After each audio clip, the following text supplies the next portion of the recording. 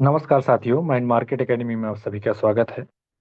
तो हमारे इस चैनल पे हमारा मेन उद्देश्य है आपको शेयर मार्केट से रिलेटेड कंटेंट को शेयर करना और उसके साथ साथ कुछ और जनरल नॉलेज जो साइंस टेक्नोलॉजी से रिलेटेड हो। जैसे कि आप चाहे साइंस से रिलेटेड फील्ड में हो या ना हो, फिर भी आप कुछ सिंपली कुछ चीज़ों को समझ सकें जो कि आपके इर्द गिर्द हो रहा है। तो आज की इस वीडियो में हम बात करेंगे कि किसी भी जो हमारे घर में वायरिंग हुआ है, किसी भी सर्किट में, किसी भी वायर में करंट को कैसे फ्लो होता है। तो उसको हम बहुत इजीली, बहुत अच्छे से जो है कुछ उदाहरण लेकर हम समझाने की कोशिश करेंगे। तो चलो हम इस वीडियो को स्टार्ट करते हैं। और आप यहाँ पे देख रहे हैं कि हर कोई अपने घर में टोटी, आपके घर में हर किसी के घर में टोटी होगा। आज जब आप टोटी ओपन करते हैं तो पानी निकलने लगता है। तो पानी क्यों निकलता है वहां से? क्योंकि जो आप टैंक रखे हो, टैंक ऊपर आप छत पे रखते हो, तो टैंक में जो है वाटर का दबाव पड़ता है और उसकी वजह से जब आप टोटी ओपन करते हो तो हाई प्रेशर की वजह से आपके टोटी से पानी निकलता है। तो सिमिलर फैशन में अगर हम बात करें कि इलेक्ट्रिसिटी के कैसे फ्लो होता है, तो जब भी किसी आप वायर में, आप मान लीजिए एक वायर है, इस वायर में आप कुछ वोल्टेज अप्लाई कर रहे हो। जैसे ही जब टोटी के केस में आपने प्रेशर, जो दाब में डिफरेंस आप अप्लाई कर रहे हैं, तो उसकी वजह से पानी फ्लो कर रहा था। आप ध्यान दिए होंगे जब दो जगहों का पानी का लेवल बराबर हो जाता है तो पानी का फ्लो बंद हो जाता है, क्योंकि जो है दोनों पानी के जो भी दोनों साइड एनर्जी है, एनर्जी डिफरेंस जीरो हो जाता है। तो सिमिलर केस अगर आप किसी वायर में करंट की बात करें, जब भी आप इस पे कुछ वोल्टेज का डिफरेंस अप्लाई करते हो, तो जो आपको हम बता दें कि जैसे जो भी वायर होता है, वायर छोटे छोटे एटम से, परमाणु से मिलकर बना होता है। तो आपने मे बी टेंथ और ट्वेल्थ में पढ़े होंगे, हर एक परमाणु में एक न्यूक्लियस होता है। न्यूक्लियस के चारों साइड सर्कुलर और स्फेरिकल डायरेक्शन में इलेक्ट्रॉन मूव करता है। तो उस इलेक्ट्रॉन के मूवमेंट से जो है हमारे वायर में करंट फ्लो होता है। तो अगर वो इलेक्ट्रॉन मूव नहीं करेगा तो आपको करंट नहीं फ्लो होगा। जैसे आप लकड़ी का केस देख लीजिए, जब कोई लकड़ी है या कोई प्लास्टिक है, तो उसमें भी वो परमाणु से मिलके बना हुआ है, लेकिन उसमें जो है इलेक्ट्रॉन मूव नहीं कर सकते हैं, इलेक्ट्रॉन फ्री नहीं होते हैं। तो जब तक आपके मटेरियल में जो भी हो, चाहे प्लास्टिक आप यूज कर रहे हो, चाहे वायर यूज कर रहे हो, उसमें अगर फ्री इलेक्ट्रॉन है, तो फ्री इलेक्ट्रॉन की वजह से ही आपका इलेक्ट्रिक जो है करंट फ्लो होगा। ठीक है। तो मान लीजिए ये वायर है जिसमें फ्री इलेक्ट्रॉन है, तो आप देखिए मूवमेंट हो रहा है ब्लू कलर में, और ये रेड कलर जो है आपका न्यूक्लियस है। ठीक है।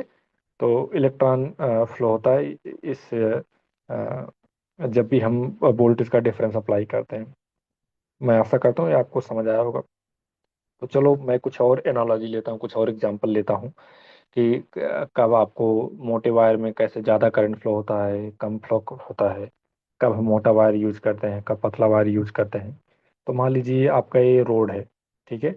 आप इधर ट्रेवल कर रहे हो, तो अगर रोड पतला है तो एक एक साथ में कम लोग जा पाएंगे। जैसे इसमें देखो, एक बार में एक है, फिर एक है। थोड़ा रोड और चौड़ा है तो एक साथ में दो लोग भी जा सकते हो। थोड़ा रोड और चौड़ा है तो एक साथ में और भी ज़्यादा लोग ट्रेवल कर सकते हैं। कहने का मतलब कि जितना ज़्यादा रोड की चौड़ाई होगा, उतना ज़्यादा लोग एक साथ में ट्रेवल कर सकते हैं। तो अगर हम इसको ऐसा बोले कि अगर इस वाले रोड में एक साथ में कई सारे लोग जा रहे हैं, तो क्या होगा, एक दूसरे में वो लड़ जाएंगे, कोलाइड होंगे। मतलब बाधा क्रिएट करेंगे एक दूसरे को। उसको ही हम इंग्लिश में बोलते हैं रेजिस्टेंस। ठीक है। तो कहने का मतलब है इसमें रेजिस्टेंस ज़्यादा होगा और इसमें रेजिस्टेंस कम होगा। तो जिसमें रेजिस्टेंस कम होगा वहाँ पे लोग इजीली ट्रेवल कर पाएंगे बिना किसी एक दूसरे से लड़े भिड़े। और जिसमें रेजिस्टेंस ज़्यादा होगा, जैसे कि ये वाला केस है, तो उसमें लोग एक दूसरे से टक्कर भी लग सकता है। और ये क्या है, दोनों के मिडिल का केस है। इसमें अ, कम, न बहुत ज़्यादा रेजिस्टेंस है, न बहुत कम रेजिस्टेंस है। मतलब कि आप न बहुत ज़्यादा टक्कर लगेगा और ना बहुत ज़्यादा लोग एक साथ ट्रेवल ही कर सकते हैं। तो इसको ही अगर आप थोड़ा सा ऐसे हमारे व्यूअर्स जो थोड़े से टेक्निकल हों, ओम का नियम जानते हो तो इसको ही ओम का नियम बोलते हैं। जो नहीं टेक्निकल है उनको उनको कोई दिक्कत नहीं हो, जस्ट आप जान जाइए ओम स्लाइस को बोलते हैं, ठीक है। और कोई नहीं। तो चलते हैं, हम आपको कुछ इवेंट्स आपको दिखाते हैं, कुछ एक्टिविटीज पे बात करते हैं। जैसे अभी तीन पाइप है आपके पास, एक का जो है इसका जो ओपनिंग है काफ़ी ज़्यादा है, दूसरे का मिडिल कम है, तीसरे का सबसे कम है। तो अभी इसमें वाटर अगर आप फ्लो कराओ तो एक साथ में कितना वाटर फ्लो होगा, और किस किस पाइप में सबसे ज़्यादा वाटर फ्लो होगा। तो अगर आप बात करें तो इसका जो है ओपनिंग सबसे ज़्यादा है, तो इसमें एक साथ में सबसे ज़्यादा वाटर फ्लो होगा, ठीक है। तो सिमिलर केस अगर वायर आप ले लीजिए, तीन वायर है, एक का सबसे ज़्यादा इसमें कॉपर लगा है, एक में मीडियम है, एक में सबसे कम है। तो आप सिंपली बोल सकते हो कि इस जो ए वाला वायर है इसमें ज़्यादा करंट एक साथ फ्लो हो सकता है। तो इसीलिए आप अगर आप अपने घर में वायरिंग के दौरान देखे होंगे, जब भी आप घर में ऐसे वायरिंग होता है जिसको बोलते हैं कि हैवी लोड वायरिंग, जैसे आपको फ्रिज चलाना है, एसी चलाना है, हीटर चलाना है, गीजर चलाना है, आपका सेबल चलाना है, तो उस चीज का वायरिंग करते टाइम पे वो मोटा वायर डालता है जो भी इलेक्ट्रिशियन होता है, क्योंकि ये हैवी लोड है तो इसको ऑपरेट होने के लिए ज़्यादा करंट चाहिए। तो उसको मोटा वायर डालते हैं जिससे कि करंट इजीली फ्लो हो सके। अभी मैं आशा करता हूँ कि आपको बहुत अच्छे से क्लियर हो रहा होगा। और अभी और भी बहुत सारा वीडियो में तो मैं आपसे निवेदन करूंगा आप वीडियो में बने रहें, तो आपको कई सारा जनरल लाइफ का चीज़ें समझ में आएगा। और तीसरा वायर अगर आप देखेंगे सबसे पतला वायर है, तो पतला वायर है तो इसमें एक टाइम में कम करंट फ्लो होगा। तो आपको एग्जांपल बताता हूँ, जैसे आपका घर में जो फैन लगा है, जो आपके घर में जो भी लाइट है उसका वायरिंग जब करते हैं तो उसमें पतला वायर डालते हैं, जैसे 1 mm, 0.75 mm, कोई कोई 1.5 mm भी डाल देता है। तो क्योंकि उसको फैन को या फिर किसी एलईडी लाइट को, ट्यूब लाइट को इतना ज़्यादा पावर नहीं चाहिए, इतना ज़्यादा करंट फ्लो होना नहीं चाहिए, तो इसलिए उधर पतला वायर यूज करते हैं, ठीक है। तो चलो मैं कुछ और आपको एनालॉजी लेता हूँ, कुछ और आपको उदाहरण बताता हूँ इसको समझाने के लिए। तो मान लीजिए आपके पास आप यहाँ से कुछ पानी फ्लो करा रहे हैं, आपके पास दो पाइप है, ठीक है। आप इसको दोनों को एक दूसरे के पास पैरेलली, आप इसको पैरेलल कॉन्फ़िगरेशन बोलते हैं, एक दूसरे के पैरेलल में आप बगल बगल में है। इसको अगर आप पाइप में ऐसे पानी डालेंगे तो कुछ पानी इधर से फ्लो होगा, कुछ पानी इधर से फ्लो होगा, मतलब पानी दोनों में डिवाइड हो जा रहा है। अगर मैं दूसरे शब्दों में बोलूं तो पानी इजीली फ्लो हो पा रहा है, क्योंकि थोड़ा पानी इस पाइप ए से जा रहा है, थोड़ा पानी पाइप बी से जा रहा है, तो इतना उसको मतलब ऐसा नहीं कि बहुत प्रेशर में जाने की जरूरत है, तो इजीली उधर से फ्लो हो पा रहा है।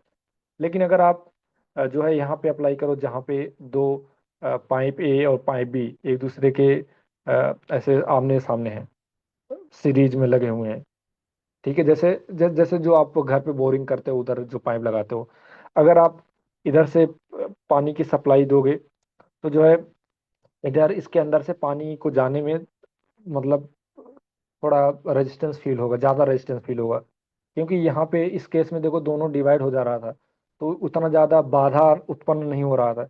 इधर भी फ्लो करेगा हाई प्रेशर से, बट वो मतलब थोड़ा सा रेजिस्टेंस फील करेगा, थोड़ा ज़्यादा रेजिस्टेंस फील करेगा पानी, क्योंकि एक दूसरे को कंप्रेस करने की कोशिश करेगा। तो इसमें अगर बोले तो इसमें जो बाधा उत्पन्न हो रहा है कम उत्पन्न हो रहा है। अगर हम टेक्निकल टर्म में, इलेक्ट्रिकल के टर्म में बोले तो इसका जो ओवरऑल रेजिस्टेंस होगा कम होगा, और इसका ओवरऑल रेजिस्टेंस ज़्यादा होगा, ठीक है। तो हम अभी यही सेम चीज़ें हम इलेक्ट्रिकल या इलेक्ट्रॉनिक्स में बात करते हैं। तो शायद ऐसे व्यूवर्स जो जो टेक्निकल चीज़ें नहीं जानते हैं उनके लिए हम ए एनालॉजी बता दिए, तो शायद आपको ये नहीं समझ में आएगा। या समझ आ रहा है तो अच्छी बात है, नहीं समझ में आ रहा है तो कोई दिक्कत नहीं है। ये सिंपल जो भी मैंने इधर बताया वही है। तो इलेक्ट्रिकल सर्किट में हम रेजिस्टेंस होता है, जैसे मान लो एक पाइप का रेजिस्टेंस है, दूसरे पाइप का कुछ रेजिस्टेंस है, तो ये दोनों ऐसे कनेक्ट हो। जैसे देखो यहाँ पे इसका एक छोर इधर अंत इंड हुआ, दूसरे का स्टार्टिंग पॉइंट इधर कनेक्ट हुआ। उधर ही ऐसे देखिए, मान लो जैसे पाइप ये है, मान लो कोई एक रेजिस्टेंस है, इसका इधर इंड हुआ, इधर दूसरे का स्टार्ट हुआ, तो ये जो है सीरीज में है, दोनों एक दूसरे सीरीज में है। तो इस सर्किट का जो ए बी जो सर्किट है, इसका रेजिस्टेंस ज़्यादा होगा, दोनों ऐड हो जाएंगे। और अगर हम बात करें जैसे यहाँ पे, जब आप पाइप में इधर पानी फ्लो करा रहे थे, तो इन दोनों में दोनों का स्टार्टिंग पॉइंट एक था, एंडिंग पॉइंट एक था। तो सिमिलरली आप मान लो इधर से करंट फ्लो करा रहे हो, इधर कुछ इधर डिवाइड हो जा रहा है, कुछ इधर डिवाइड हो जा रहा है, तो मतलब रेजिस्टेंस कम हो जाएगा। ओवरऑल जो ये रेजिस्टेंस फील करेगा वो कम हो जाएगा और इजीली करंट फ्लो करेगा। ठीक है। आई थिंक ये आपको बहुत अच्छे से समझ में आया होगा, मैंने बहुत ज़्यादा सिंपल करके बताने की कोशिश किया।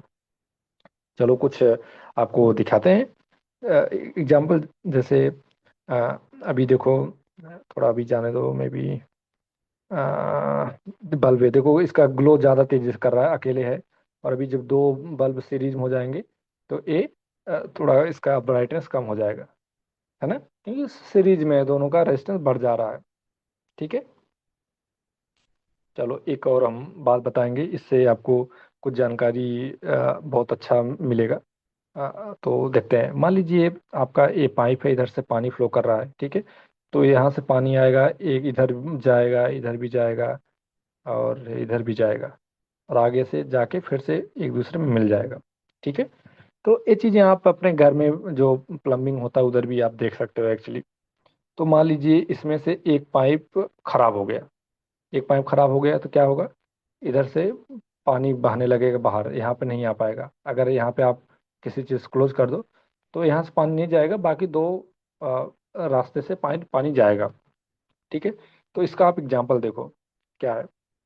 जैसे देखो, इधर आपका लाइट है, सारे ऐसे कनेक्टेड हैं, देखो जैसे यहाँ पे ये तीनों, तीनों का स्टार्टिंग पॉइंट एक था और एंडिंग पॉइंट एक था, तो उसका भी देखो, तीनों का अगर ये स्टार्टिंग पॉइंट तीनों से कनेक्टेड है, और इसका एंडिंग पॉइंट एक से कनेक्टेड है। तो कहने का मतलब ये पैरेलल सर्किट है। पैरेलल सर्किट में जैसे देखो, अभी यहाँ पे दिखाया है कि पानी, अगर ये पाइप खराब हो गया तो इधर से पानी नहीं जाएगा, इन दोनों से जाएगा। तो सिमिलरली आप अगर देखो, एक बल्ब खराब हो गया तो बाकी दो बल्ब जलता रहेगा, कोई दिक्कत नहीं आएगा। तो ये आप अपने घर में भी अनुभव कर कर सकते हैं कि जैसे आप घर में कई सारे बोर्ड हैं, उसमें आप एक बोर्ड का जो कोई एलईडी है, लाइट है, खराब हो गया, तो दूसरा रूम का ऐसा नहीं को भी खराब हो गया, वो जलता रहेगा। ठीक है। चलो अब मैं आपको दूसरा दिखाता हूँ।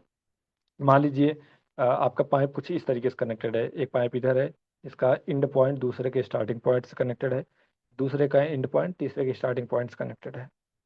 अभी मान लीजिए बीच का पाइप खराब हो गया, तो क्या होगा, इधर पानी का सप्लाई का रूट ही ब्रेक हो जाएगा, और पानी कहीं भी फ्लो नहीं करेगा, है ना, क्योंकि इधर से पानी यहाँ पर पहुँच नहीं पाएगा।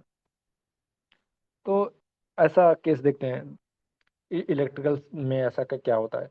ये तीन जो है बल्ब है, एक बल्ब का स्टार्टिंग पॉइंट वायर से कनेक्टेड है, इसका एंडिंग पॉइंट दूसरे बल्ब के स्टार्टिंग पॉइंट से, दूसरे बल्ब का स्टार्टिंग पॉइंट तीसरे बल्ब के दूसरे बल्ब का एंडिंग पॉइंट तीसरे बल्ब के स्टार्टिंग पॉइंट से, और तीसरे बल्ब का एंडिंग पॉइंट वायर से कनेक्टेड है। तो इसमें एक भी बल्ब खराब हो गया या आप निकाल लिए, तो सारा बल्ब बंद हो जा रहा है, क्योंकि आप कुछ इस तरीके से समझ सकते हैं, है ना, क्योंकि वो पूरा सर्किट ब्रेक हो जा रहा है, करंट कहीं से फ्लो नहीं हो पा रहा है, जैसे ऊपर वाले केस में वाटर नहीं फ्लो हो पा रहा था। तो इससे आप अगर मैं आपसे क्वेश्चन पूछूं कि अपने घर में जो आपके घर में वायरिंग होता है, उसमें किस तरीके का वायरिंग होता है, जो वायर जोड़ते हैं कैसे जोड़ते हैं, तो आपका आंसर होना चाहिए पैरेलल। क्योंकि देखो, ये जब पैरेलल था, दोनों वायर एक दूसरे के समानांतर थे, तो एक बल्ब खराब हो रहा है, दूसरा का उस पर कोई फर्क नहीं पड़ रहा है। तो ऐसा ही तो हमारे घर में होता है ना। तो आई थिंक ये आपको अच्छे से समझ में आया होगा, मैंने बहुत अच्छे से समझाने की कोशिश की है। तो ये तो जस्ट इतना ज़्यादा कुछ है नहीं।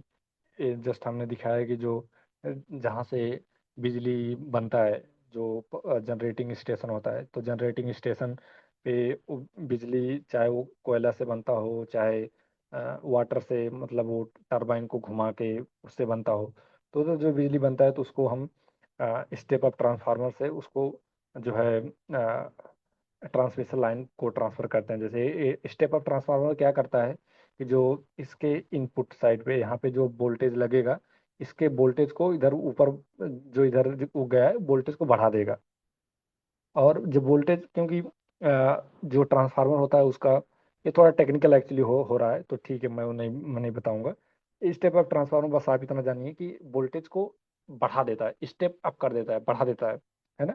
तो ये कुछ जैसे ये 765, 500, 345, 230, 138 किलो वोल्ट, ये जस्ट कुछ एग्जाम्पल्स हैं। ठीक है। अभी यहाँ से ये आता है आपका सब स्टेशन पे। सब स्टेशन में क्या होता है, स्टेप डाउन ट्रांसफार्मर लगा होता है। स्टेप डाउन ट्रांसफार्मर क्या करता है, आपके जो इसके इनपुट पे जो वोल्टेज आता है उसको कम कर देता है। तो फिर वो जो वोल्टेज है आपको डिफरेंट डिफरेंट सेक्टर्स में, जैसे हमको भेजा जाता है, जो हमारे यहाँ आता है वो 11,000 वोल्टेज होता है। और फिर से हम उसको वो ट्रांसफार्मर लगा, स्टेप डाउन ट्रांसफार्मर लगा के फिर से उसको डाउन करते हैं।